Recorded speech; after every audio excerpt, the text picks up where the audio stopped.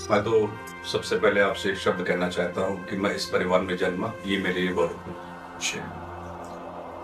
रहा बाबूजी के विषय में, तो आप उत्तरा ग्राम सभा दूसरा में जन्मे, हरिओम ब्लॉक में आता है, जनपद फिरोजपुर में। और आप भारत छोड़ो आंदोलन से जुड़े और आपके अन्य साथी तमाम आसपास गांव के थे, वो आपके सहयोग में रहे और जिले में पूरा इनका सर्किल था, उसके माध्यम से अपने आंदोलन को संचालित करते रहे और आप मंडल के सेक्रेटरी रहे। इन आपकी मुख्य भूमिका ये रही कि आप खेतुई मदारा के पास में जो रेलवे लाइन निकली है उसको काटने का, तोड़ने का काम किया था।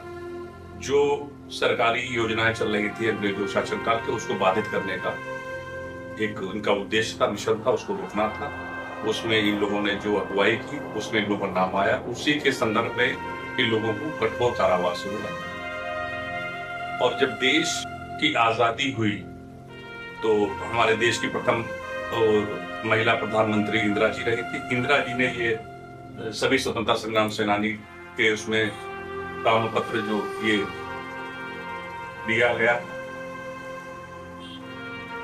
और इस ताम्रपत्र जो भी हमारे देश की आजादी में जिन वीरों ने योगदान दिया था, उन सभी सेनानियों को यह ताम्रपत्र इंदिरा जी द्वारा दिया गया।